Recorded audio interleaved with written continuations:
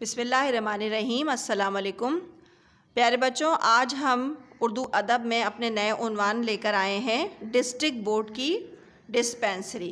अच्छा, ये जो हमारा सबक है ये कुदरतुल्लाह शहाब इसके मुसन्निफ़ हैं और ये जो है वो हमारा जो क्या नाम है इदारे हैं, कौमी इदारे हैं, ये उनकी नाअहली के ऊपर जो है वो ये सबक उन्होंने एक तरह से लिखा है कि हमारे यहाँ जो गवर्नमेंट के इदारों में क्या क्या होता है और किस तरह से लोग जो है लापरवाही से काम करते हैं और उस लापरवाही को छुपाने के लिए फिर वो कितने झूठ बोलते हैं। तो ये डिस्ट्रिक्ट बोर्ड की डिस्पेंसरी जो है सबक ये इसी उन्वान को वाज़े करता है। तो अब हम चलते हैं अपने सबक की बुलंद खानी की तरफ।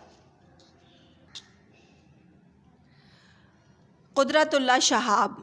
पाक व हिंद के मुमताज़ सरकारी अफसर कुदरतुल्लाह शहाब उर्दू के मशहूर अदीब, अफसाना निगार, सूफ़ी, दानिश्वर थे। आपके वालिद का नाम मोहम्मद अब्दुल्ला था।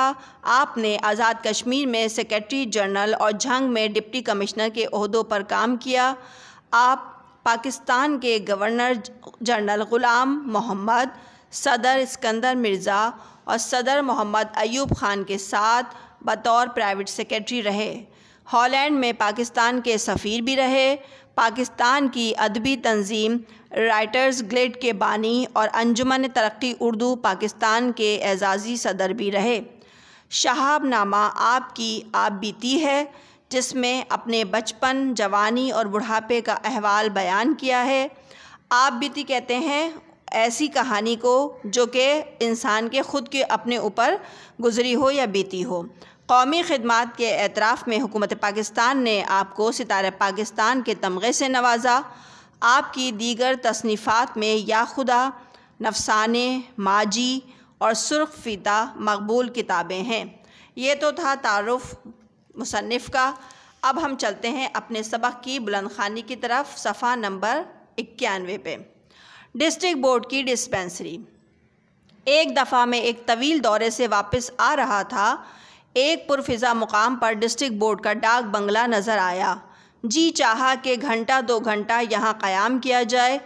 डाक बंगला खुला पड़ा था। अंदर गया तो देखा कि छत गायब है। पहले ख़याल आया कि शायद ये ओपन एयर थिएटर की तरह ओपन एयर डाक बंगला हो, लेकिन चौकीदार ने बड़ी खंदा पेशानी से वजाहत की कि दरअसल ये 1950 के सैलाब का नतीजा है। मैंने पूछा कि भाई, सैलाब तो ज़मीन पर आया था लेकिन छत आसमान से क्यों गिर पड़ी? चौकीदार ने सादा लोही से जवाब दिया कि साहब, इसमें भी अल्लाह की कोई हिकमत होगी। इस डाक बंगले में चीनी की चंद पिर्च प्यालियाँ, कुछ रकाबियाँ मौजूद थीं। उन सब की पुश्त पर अंग्रेज़ी में 1854 जॉनसन एंड जॉनसन लंदन दर्ज था। चीनी के बने हुए ये ज़रूफ़ 100 बरस पुराने थे। ज़रूफ़ कहते हैं बर्तनों को। लेकिन हमारी तामीर की हुई डाक बंगले की छत सैलाब के एक ही रेले से बहकर गिर गई थी। इस पैराग्राफ में मुसन्निफ़ ये कह रहे हैं कि जब वो एक सरकारी दौरे पे गए तो वहाँ उनको डाक बंगला नज़र आया। उन्होंने सोचा कि चलो वहाँ पे थोड़ी देर रुक कर क़याम करें। अब वो अंदर गए तो देखा कि वो डाक बंगला जो था उसकी तो छत ही गायब थी। वो समझे कि शायद ये ओपन एयर है, लेकिन उसने चौकीदार ने बताया कि भाई ये तो 1950 में जो सैलाब आया था ये उसमें उसकी छत गिर गई। अब वो बड़े परेशान। उन्होंने देखा कि इस डाक बंगले में कुछ बर्तन जो थे, चीनी की प्यालियाँ, वो इतनी पुरानी रखी थी 1854 की, और वो बिल्कुल सही सलामत थी, लंदन की बनी हुई।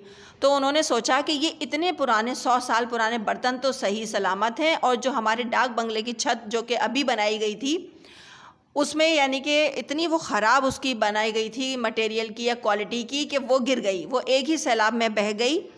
तो उन्होंने यही कहा कि ये ज़रूर तो 100 बरस पुराने लेकिन आज तक सलामत है, और हमारी अपनी तामीर की हुई बंगले की छत वो एक ही दफ़ा में बह गई। यानी कि वो हमारे इदारों की नाअहली और उनकी बदनज़मी की बात इसमें बता रहे थे। अब चलते हैं सफ़ा नंबर 92 की तरफ।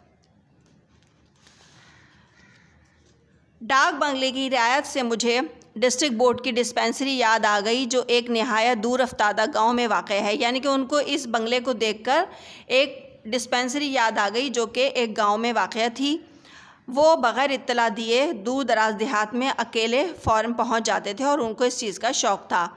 जिस तरह एक इंसान की आँख उन नज़ारों का मुशाहिदा करती है जो डिप्टी कमिश्नर की आँख को नसीब नहीं होता, यानी कि जैसे अगर कोई बड़ा ऑफिसर आने से पहले इत्तला कर देता है तो लोग जल्दी जल्दी उस काम को ठीक ठाक कर लेते हैं ताकि उसकी जो कोताहियाँ हैं, कमी हैं, वो उनसे छुप जाएं और उनको नज़र नहीं आए। तो ये जो थे अचानक दौरा करते थे और जो खामियां होती थी वो उनको फ़ौरन पता चल जाती थीं। इन दो आँखों में बड़ा अजीब व गरीब फ़र्क है। इंसान की आँख सब कुछ देखती है और डिप्टी कमिश्नर की आँख फ़कत वही देखने की आदी होती है जो उसे दिखाया जाता है। यहाँ इन्होंने एक छोटी सी गहरी बात की कि इंसान की जो आँख है ना वो तो सब कुछ देखती है और जो डिप्टी कमिश्नर यानी कि जो अफसर होते हैं उनकी आँख सिर्फ वही देखती है जो कि उनको सब अच्छा है कह के दिखाया जाता है। डिप्टी कमिश्नर की आंख अपने टेढ़े तिरछे जावियों की वजह से किसी कदर महंगी हो जाती है। यहाँ पे इन्होंने थोड़ा मिजाज के हवाले से कर दिया कि डिप्टी कमिश्नर जो है वो नज़रअंदाज कर देता है सब कुछ देखते हुए भी, तो उन्होंने कहा कि वो महंगी हो जाती है। खैर उस गांव में एक अस्तबल नज़र आया जो वहाँ का अस्पताल था, यानी कि वो जो अस्पताल था वो एक तरह से अस्तबल बना दिया गया था और जो वहाँ के डॉक्टर थे वो धोती बनियान पहने कुर्सी पर उकड़ूं बैठे थे और अपने घुटनों पर पर्चियाँ रखे नुस्खे लिख लिख कर मरीज़ों को दे रहे थे जिन्होंने कुर्सी के चारों तरफ घेरा डाला हुआ था। यानी कि वो डॉक्टर जो थे वो डॉक्टर कम और अस्तबल के मुलाजिम ज़्यादा लग रहे थे। क्या मर्ज़ है, डॉक्टर साहब हर मरीज़ से सवाल करते थे। मरीज़ अपनी बिसात के मुताबिक अपने मर्ज़ की ख़ुद तशख़ीस करता था और डॉक्टर साहब बड़ी तेज़ी से ये सूरत से नुस्खा लिख कर उसके हवाले कर देते थे। नतीजा तावीज़ के तौर पे नुस्खा जो था वो तावीज़ के तौर पर इस्तेमाल होता था क्योंकि मरीज़ नुस्खा लेकर बग़ैर कोई दवा मांगे वहाँ से चला जाता था। अब मेरी खाकी पतलून और सफ़ेद बुशर्ट के लिहाज से डॉक्टर साहब ने मुझे अपने सामने एक बेंच पर बिठा लिया जिस पर उनका हुक्का और पानदान पड़ा था। यानी कि देखें क्या हाल था डिस्पेंसरी का कि डॉक्टर जो था एक तो उनका हुलिया भी इतना ख़राब था, ऊपर से वो उनका हुक्का पानदान सब चीज़ें वहीं पड़ी हुई थी। उन्होंने कई बार मुझे दूसरे मरीज़ों पर तरजीह देने की कोशिश की लेकिन मैंने जवाब दिया कि मेरी तकलीफ़ ज़रा पेचीदा किस्म की है, इसलिए मैं सबसे आखिर में अपना हाल बयान करूँगा। अब इन्होंने कहा कि मैं वहाँ बैठ के उनके जो मरीज़ थे उनका मुलाहिज़ा कर रहा था कि मैं देखूँ कि ये किस तरह से मरीज़ों को दवाई वगैरह के नुस्खे देते हैं। सफ़ा नंबर 93 या 93। जब मरीज़ों को हजूम ख़त्म हो गया तो डॉक्टर साहब बड़ी खैर सगाली से मेरी तरफ मुतवज्जह हुए। मैंने नहायत संजीदगी से अपनी तकलीफ़ बयान की। डॉक्टर साहब, मैंने कहा, मेरे दिमाग में कुछ खलल वाक़या हो गया है। मुझे बैठे बैठे वहम होने लगता है कि मैं ज़िला झंग का डिप्टी कमिश्नर लग गया हूँ। हालांकि वो डिप्टी कमिश्नर थे लेकिन उन्होंने डॉक्टर साहब से ऐसे ही कहा कि मेरे दिमाग में खलल हो गया, यानी कि मेरा दिमाग जो ना पागल हो गया है और वो ख़ुद चलने लगा है और मुझे ये वहम हो गया है कि मैं शायद डिप्टी कमिश्नर हो गया हूँ। डॉक्टर साहब ने बड़ी फुर्ती से अपनी टांगें कुर्सी से नीचे उतार ली और ऐनक के खोल के ऊपर से मुझे बड़े गौर से घूरा। यानी कि डॉक्टर साहब को फ़ौरन ये आया कि कहीं वाकई तो ये डिप्टी कमिश्नर तो नहीं। वो जल्दी से सीधे होकर बैठ गए और जब उन्हें अच्छी तरह इत्मीनान हो गया कि मेरी तराश खराश और विज़ा क़ता में डिप्टी कमिश्नर की कोई अलामत मौजूद नहीं तो वो फिर कुर्सी पर उकड़ूं बैठ गए। यानी कि उन्होंने देखा कि जब एक ऑफ़िसर आता है तो उसकी तो शान अलग होती है, वो बड़ी अकड़ के चलता है और इनमें तो कोई ऐसी बात ही नहीं थी। तो वो वापस वैसे ही अपनी कुर्सी पे उकड़ू बैठ गए और एक कागज़ घुटने पर रखकर नुस्खा लिखने में मशगूल हो गए। मुझे यकीन है कि अगर उन्हें मैं मोहलत देता तो वो मेरे लिए बदहज़मी का इलाज तजवीज़ फरमाते, लेकिन ऐन उस वक्त गांव के नंबरदार ने वहां पहुंचकर मेरे जुनून का राज फाश कर दिया। यानी कि गांव का जो नंबरदार था वो अचानक वहां आ गया और उसने एकदम इनको डिप्टी कमिश्नर कह के मुखातिब कर लिया। डॉक्टर साहब बेतहाशा भागकर अपने क्वार्टर में गए और कुछ देर के बाद बनियान के ऊपर शेरवानी पहने और हाथ में स्टेथोस्कोप लेके बरामद हुए। उन्होंने खालिस अफसराना अंदाज में मेरी तशरीफ़ आवरी पर अपनी खुशनुदी का इजहार फरमाया और मुझे अस्पताल का मुआयना करने की दावत दी। मैंने भी बड़ी वज़ादारी से डिस्पेंसरी का मुआयना किया जिसमें tincture, iodine, soda bicarb, aspirin और बड़ी बड़ी बोतलों में कई दिन के बासी पानी के अलावा कोई दवाई मौजूद ना थी। यानी कि ये हाल था कि अचानक दौरा करने पे उनको कितनी ख़राबियाँ नज़र आईं। डॉक्टर साहब ने फरमाया कि डिस्ट्रिक्ट बोर्ड में अस्पताल का बजट तो बाकायदगी के साथ साल के शुरू में मंजूर हो जाता है, लेकिन दवाइयों का स्टॉक अक्सर साल के आखिर में या बाज़ औक़ात अगले साल, यानी कि उनका कहना यह था कि बजट तो मंजूर हो जाता है लेकिन दवाइयाँ जो हैं वो या तो साल के आखिर में आती हैं या अगले साल आती हैं। तो ये इतनी नाअहली थी गवर्नमेंट के इदारों की। मौसूल होता है, डॉक्टर साहब को यकीन था कि इस ताख़ीर का अस्पताल की हर दिल अजीज़ी या इफ़ादियत पर हरगिज़ कोई बुरा असर नहीं पड़ता, क्योंकि दवाइयाँ मौजूद हों या ना हों मरीज़ तो हर हाल आते ही रहते थे। और डॉक्टर साहब ने अपने रजिस्टर के आदाद व शुमार से मुझे ये खुशखबरी भी सुनाई कि मुतवातिर कई बरस से मरीज़ों की तादाद में बहुत इजाफ़ा हो रहा है। यानी कि वो बड़े खुश थे कि भाई दवाइयाँ दो या ना दो, मरीज़ तो बड़ी पाबंदी से और बड़ी तादाद में आ रहे हैं।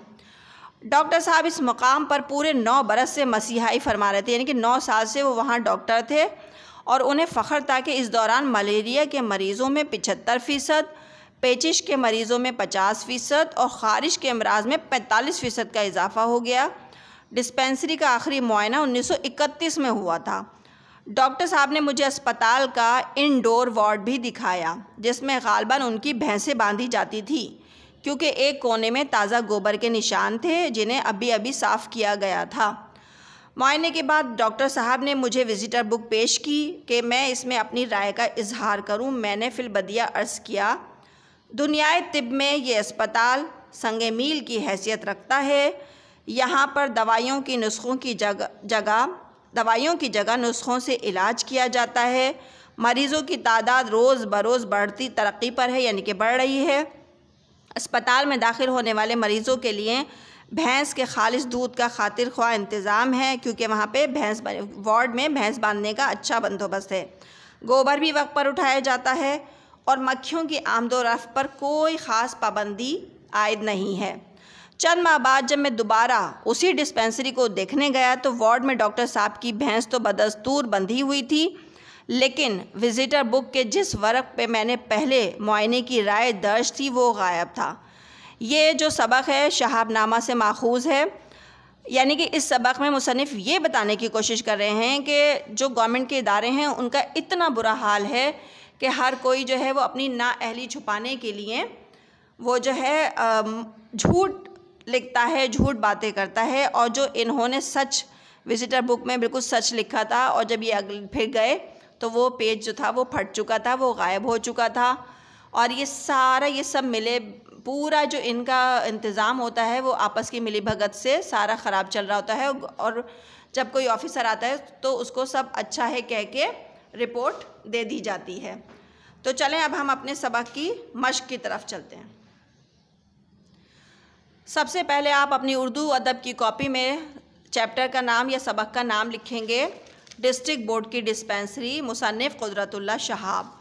उसके बाद तारुफ़ मुसन्निफ़ है, नाम कुदरतुल्लाह शहाब, विलादत 1917, ओहदा डिप्टी कमिश्नर, तालीमी काबिलियत MA इंग्लिश, पाकिस्तान के एजाज़ी सदर भी रहे और कौमी खिदमत का सिला सितारा पाकिस्तान। उनके तर्ज़ तहरीर की खुसूसियात, पाकिस्तान के राइटर गिल्ड के बानी और अंजुमन तरक्की उर्दू पाकिस्तान के एजाज़ी सदर भी रहे। कुदरतुल्लाह शहाब एक बहुत उम्दा नसर निगार और अदीब भी थे। कौमी खिदमत के एतराफ़ में हुकूमत पाकिस्तान ने आपको सितारा पाकिस्तान के तमग़े से नवाजा। उनकी अहम तसानीफ़ हेडिंग डाल के लिखिएगा, या खुदा, नफसाने माजी, खोशा सवाने हयात, शहाबनामा, वफ़ात 1986। उसके बाद अगले सफ़े पे आप लिखेंगे सवाल जवाब मश्क। सवाल नंबर 1 है, चौकीदार ने डाक बंगले की छत गायब होने की क्या वजह बताई? चौकीदार ने डाक बंगले की छत गायब होने की वजह 1950 में आने वाले सैलाब को बताया। सवाल नंबर 2, मुसन्निफ़ ने देहात में घूमने के शौक़ की क्या वजह बयान की है? मुसन्निफ़ ने देहात में घूमने के शौक़ की वजह बयान करते हुए तहरीर किया कि इस तरह एक इंसान की आँख इन नज़ारों का मुशाहिदा करती है जो डिप्टी कमिश्नर की आँख को नसीब नहीं होता। सवाल नंबर 3, मुसन्निफ़ को गाँव में जो अस्तबल नज़र आया वो दरअसल क्या था? मुसन्निफ़ को गाँव में जो अस्तबल नज़र आया वो दरअसल डिस्ट्रिक्ट बोर्ड की डिस्पेंसरी था। अब आ जाइए सवाल नंबर 4 की तरफ। मुसन्निफ़ ने अस्पताल के इंडोर वार्ड को कैसा पाया? जवाब लिखिएगा, अस्पताल के इंडोर वार्ड में ग़ालिबन डॉक्टर साहब की भैंस बांधी जाती थी, क्योंकि एक कोने में ताज़ा गोबर के निशान थे जिन्हें अभी अभी साफ़ किया गया था। सवाल नंबर 5 है, गांव के नंबरदार के बताने पर डॉक्टर साहब का क्या रद्द-ए-अमल था? गांव के नंबरदार के बताने पर डॉक्टर साहब बेतहाशा भागकर अपने क्वार्टर में गए और कुछ देर के बाद बनियान के ऊपर शेरवानी पहने, हाथ में स्टेथोस्कोप लेकर बरामद हुए और खालिस अफसराना अंदाज में मुसन्निफ़ की तशरीफ़ आवरी पर अपनी खुशनुदी का इजहार फरमाया और मुसन्निफ़ को अस्पताल का मुआयना करने की दावत दी। सवाल नंबर 6 है कि डॉक्टर साहब किस हुलिये में मरीज़ों का मुआयना कर रहे थे? डॉक्टर साहब धोती बनियान पहने कुर्सी पर उकड़ू बैठे थे और एक कागज़ घुटने पर रखे नुस्खे लिख कर मरीज़ों को दे रहे थे। अगले सफ़े पे मरकज़ी ख्याल की हेडिंग डालेंगे। उसके बाद हवाला सबक डिस्ट्रिक्ट बोर्ड की डिस्पेंसरी शहाबनामा से माखूज़ है। हवाला मुसन्निफ़ कुदरतुल्लाह शहाब पाकिस्तान के नामवर अदीब, सहाफ़ी, दानिश्वर थे। आपकी खिदमात के सिलसिले में हुकूमत पाकिस्तान ने आपको सितारा पाकिस्तान से नवाजा। उसके बाद मरकज़ी ख्याल की हेडिंग लिखें। मुसन्निफ़ ने इस सबक में मिज़ाह के अंदाज़ में माशरती इदारों में काम करने वाले अफराद की नाक़िस कारकर्दगी को बयान किया है और मुसन्निफ़ ने हुकूमती इदारों की नाअहली और लापरवाही का नक्शा खींचा है।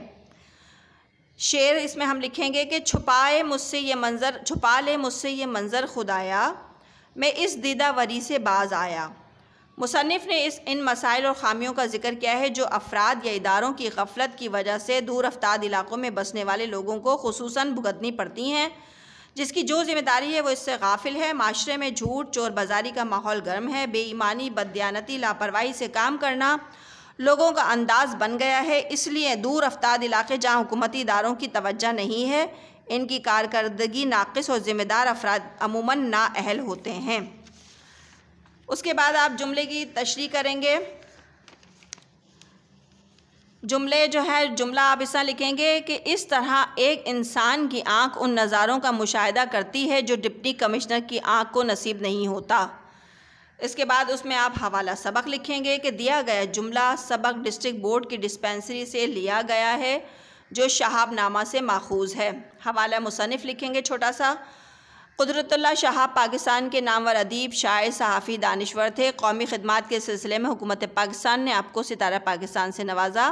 उसके बाद आप इस जुमले की तशरीह करेंगे कि मुसन्निफ़ जब डिप्टी कमिश्नर मुकर्रर हुए तो लिखते हैं कि उन्हें बग़ैर इत्तला दिए दौरे करने का शौक़ था। इसकी अहमियत बताते हुए वो कहते हैं कि इस तरह किसी जगह जाने से उनको आम इंसान समझा जाता है और इसी तरह मुसन्निफ़ कहते हैं कि वो जो कुछ भी देख लेते हैं वो एक सरकारी अफसर की आँख अमूमन नहीं देख पाती।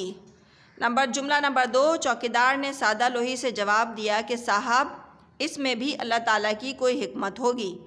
उसके बाद हवाला सबक हवाला मुसन्निफ़ आप जुमला नंबर 1 से देखिएगा, उसकी तशरीह कीजिए कि कुदरतुल्लाह शहाब अपनी तसनीफ़ शहाबनामा में अपनी सरकारी मुलाजमत के दौरान के हालात, वाक़यात और तजुर्बात बयान करते हैं। वो इस हवाले से ज़िक्र करते हैं कि एक मुकाम पर उन्हें डिस्ट्रिक्ट बोर्ड का डाक बंगला नज़र आया जिसकी दीवारें तो मौजूद थीं मगर छत गायब थी। मुसन्निफ़ के इस्तफ़ार पर चौकीदार ने बताया कि 1950 के सैलाब में छत गिर गई थी। इस जवाब पर मुसन्निफ़ ने कहा कि सैलाब तो ज़मीन पर आया था, छत कैसे गिरी? मुसन्निफ़ तहरीर करते हैं कि चौकीदार ने बड़ी सादगी से जवाब दिया कि इस रम्ज़ में भी अल्लाह ताला की कोई हिकमत है, क्योंकि अल्लाह ताला के काम में तो कोई ना कोई हिकमत पोशीदा होती है। अब इसका इक़्तिबास नंबर 1 है कि डॉक्टर साहब ने फरमाया कि डैश डैश डैश, यानी कि क्योंकि ये काफ़ी बड़ा था इक़्तिबास 4 लाइनों का, तो उसके बाद शुरू का हमने जुमला लिखा और मतवातिर की बरसों से मरीज़ों की तादाद में इजाफ़ा हो रहा है, ये जुमला लिख दिया। इसका भी हवाला सबक हवाला मुसन्निफ़ जो है वो आपको जुमला नंबर 1 में लिखा हुआ है वही लिखना होगा। उसकी तशरीह हाँ लिखिए आप कि कुदरतुल्लाह शहाब अपनी तसनीफ़ शहाबनामा में अपने सरकारी मुलाजमत के दौरान के हालात, वाक़यात, तजुर्बात बयान करते हैं।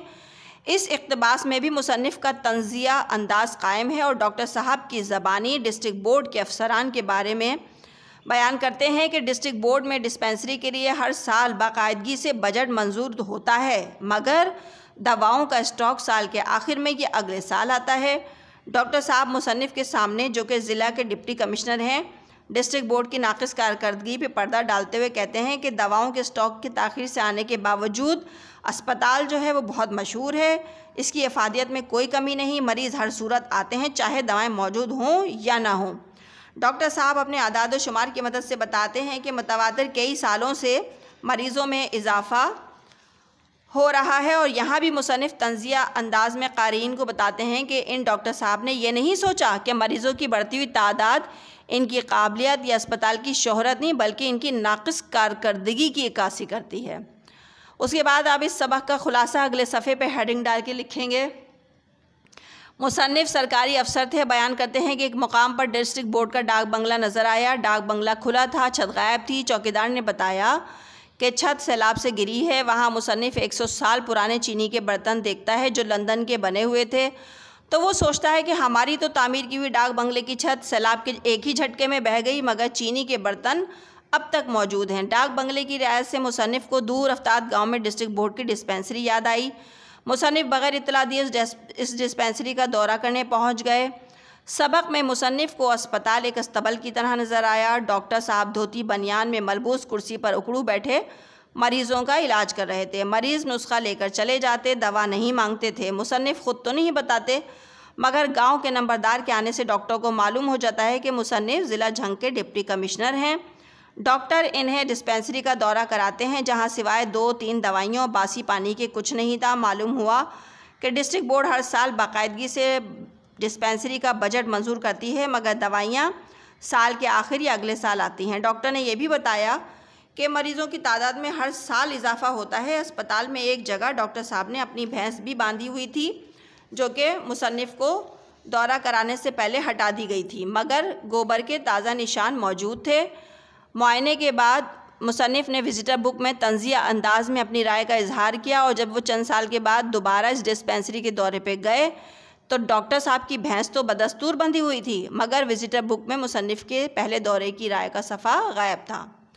ये इस सबक का ख़ुलासा भी हो गया। आपको अपनी उर्दू अदब की कॉपी में बिल्कुल इसी तरह से काम करना है और हर तमाम काम हेडिंग डाल के प्रॉपर तरीके से करना है। उसके बाद सवाल नंबर 2 के अपने जुमलों में इन अल्फाज को इस्तेमाल करना है। ये जुमले आप ख़ुद बनाइएगा। खंदा पेशानी, हिकमत, दूर अफ्ताद, यानी कि इसका मतलब दूर अफ्ताद का मतलब है दूर दराज के जो इलाका होता है। सूरत का मतलब तेज़ी से, फ़ौरन। खुशनुदी और फिलबदी, फिलबदी का मतलब होता है कि फ़ौरन हम कोई बात हम कहते हैं ना, फिलबदी जुमला कसना, तो यानी कि फ़ौरन जुमला कह देना। ये आपके जुमले आ गए। अब अगले सफ़े पे आप लिखेंगे कि दुरुस्त जवाब पे राइट का निशान लगाइए। पहला है डाक बंगले की रियायत से याद आ गई, एक डिस्पेंसरी, एक इमारत, एक मस्जिद या एक गाड़ी, तो एक डिस्पेंसरी पे आप राइट लगाएंगे। मुसन्निफ़ की वज़ाक़ता में कोई अलामत मौजूद नहीं थी, किस बात की? डिप्टी कमिश्नर की, डिप्टी डायरेक्टर, डिप्टी कंट्रोलर या डिप्टी सेक्रेटरी, तो आप डिप्टी कमिश्नर को राइट करेंगे। आँख सब कुछ देखती है, पत्थर की, इंसान की, हैवान की या फरिश्ते की? इंसान की। जो अस्तबल नज़र आया वो दरअसल क्या था? डाक बंगला, डाक खाना या अस्पताल, अजायब घर, तो अस्पताल को आप राइट करेंगे। डिस्पेंसरी का आखिरी मुआयना कब हुआ था? 1930, 1931, 1932, 1933, तो 1930 में हुआ था। डिस्ट्रिक्ट बोर्ड की डिस्पेंसरी माखूज़ है। मिट्टी का दिया, रिसाला नौनिहाल, शहाबनामा, ये किताबुल हिंद तो शहाबनामा से माखूज़ है। कौमी खिदमात के एतराफ़ पर हुकूमत पाकिस्तान ने कुदरतुल्लाह शहाब को तमग़े से नवाजा। कौन से तमग़े से? 4 के नाम लिखें। सितारा इम्तियाज़, निशान हैदर, सितारा पाकिस्तान, निशान जुर्रत, तो आपको सितारा इम्तियाज़ पे निशान लगाना होगा। दुरुस्त अल्फाज लिख के खाली जगह पुर करनी है। ये खाली जगह आपकी किताब में भी लिखी हुई हैं। डॉक्टर साहब धोती बनियान पहने कुर्सी पर डैश बैठे थे, उकड़ू बैठे थे। मरीज़ अपनी डैश के मुताबिक अपने मर्ज़ की ख़ुद तशख़ीस करता था, बिसात के मुताबिक। ग़ालिबन ये नुस्ख़ा डैश के तौर पे इस्तेमाल होता था, तावीज़ के। मुझे वहम होने लगता है कि मैं ज़िला डैश का डिप्टी कमिश्नर लग गया हूँ, झंग का। डॉक्टर साहब पूरे डैश बरस से मसीहाई फरमा रहे थे, 9 बरस से। उसके बाद सवाल नंबर 5 है कि दुरुस्त बयान पर निशान लगाइए। चीनी के बने हुए ज़रूफ़ 150 साल पुराने थे, ये रॉन्ग है, गलत है। अस्पताल के वार्ड में डॉक्टर साहब की भैंस बांधी जाती थी, ये सही है। उसके बाद है इंसान की आँख अमूमन तिरछी होती है, ये भी सही है। यहाँ पर दवाइयों की जगह तावीज़ से इलाज किया जाता था, ये गलत है। वार्ड में बकरी बांधने का बंदोबस्त है, ये भी गलत है। आप बीती, अच्छा आप बीती उस तसनीफ़ को कहते हैं जिसमें मुसन्निफ़ ने अपने हालात व वाक़यात ख़ुद कलम बंद किए हों, यानी कि उसने अपना जो है वाक़यात ख़ुद लिखे हों। तो ये जो आपका सबक है डिस्ट्रिक्ट बोर्ड की डिस्पेंसरी, ये मुकम्मल हो गया। आपको मुझे उम्मीद है कि समझ में भी आ गया होगा और इसका तमाम मुकम्मल काम जो है वो मैंने आपको समझा भी दिया, दे भी दिया। अब आप इसको अपनी कॉपी में बिल्कुल इसी तरह से करेंगे तो इंशाल्लाह हम अपने अगले उन्वान के साथ मिलेंगे। अल्लाह हाफ़िज़।